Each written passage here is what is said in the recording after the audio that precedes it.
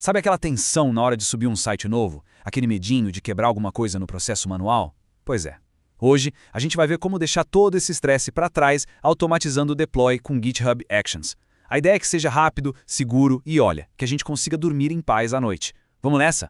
O nosso roteiro é o seguinte. Primeiro, a gente vai entender por que o deploy manual é um problemão. Depois, vamos conhecer a solução, o famoso CI/CD e a ferramenta que faz a mágica acontecer, o GitHub Actions. Aí, partimos para a prática, vendo como fazer com sites estáticos e dinâmicos e, no final, fechamos com umas dicas de ouro para fazer tudo como se deve. Então vamos começar pelo começo, né? Por que o jeito antigo de fazer as coisas simplesmente não dá mais? Essa pergunta aqui, acho que bate fundo em muita gente, hein? Aquele ritual de ficar subindo arquivo por arquivo via FTP, cruzando os dedos para não ter esquecido nada, é a receita perfeita para o estresse e para aqueles erros que só aparecem quando o site já está no ar. E essa comparação aqui na tela diz tudo, não é verdade? A gente sai de um cenário de caos, cheio de risco, lento, estressante, para algo que é como uma linha de montagem, organizado, rápido e totalmente previsível. No fim das contas, a automação não é luxo. Hoje em dia, é a base para conseguir entregar um trabalho de qualidade. Tá bom? Então, se o jeito manual é o problema, qual é a solução profissional para isso? A resposta está em 4 letrinhas: CI/CD. Primeiro, vamos falar do CI, de integração contínua. Pensa nele como um guardião da qualidade. Toda vez que alguém do time manda uma alteração para o código, um robozinho entra em ação. Ele constrói o projeto e roda todos os testes ali, na hora. O objetivo? Achar qualquer probleminha o mais cedo possível antes que vire uma bola de neve. E aí, se o CI deu sinal verde, entra em cena o CD, a entrega contínua. É a sequência lógica, né? Se os testes passaram, se está tudo certo, por que não colocar no ar? O CD automatiza essa parte de publicar o código, seja no ambiente de testes ou direto em produção. Acabou aquela história de esqueci de subir um arquivo. A máquina cuida de tudo. E na prática, o que a gente ganha com isso?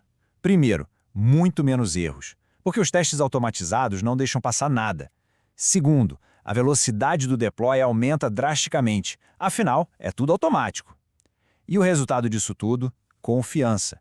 A gente passa a ter certeza de que o processo é sempre o mesmo, sempre seguro.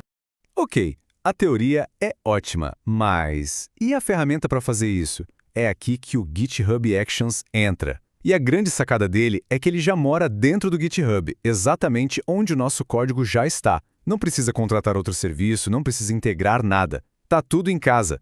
A melhor analogia é essa mesmo, uma linha de montagem para o nosso código. A gente define todas as etapas num arquivo de configuração simples e o GitHub cuida de executar tudo na ordem certinha. E quando isso roda? Quando algo que a gente definiu acontece. Por exemplo, toda vez que um código novo chega no branch principal.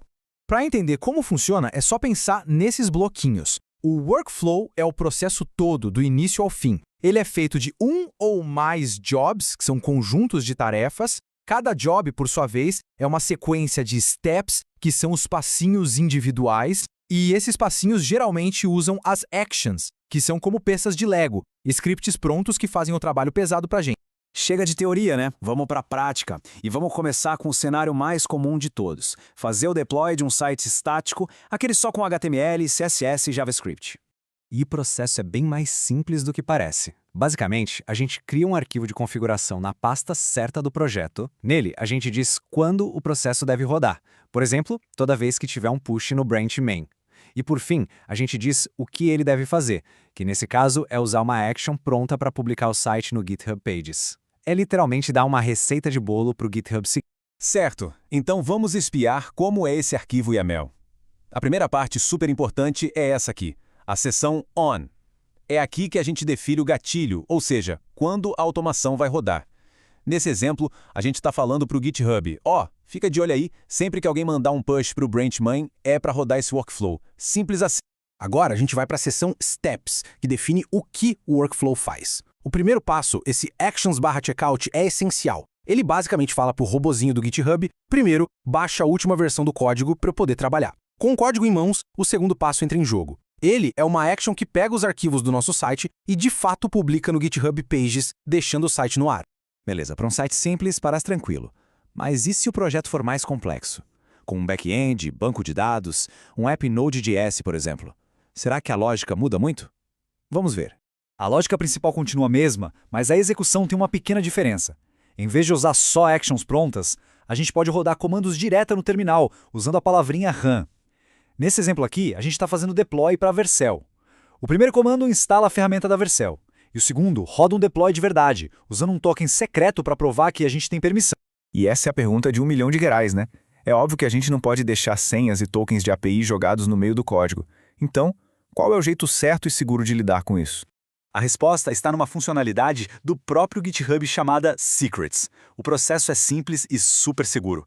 Primeiro, a gente gera o token lá no serviço de hospedagem. Depois, a gente vai nas configurações do nosso repositório no GitHub e salva esse token como um secret. A partir daí, ele fica guardado e criptografado. Ninguém consegue ver o valor, mas os nossos workflows conseguem usar ele de forma segura.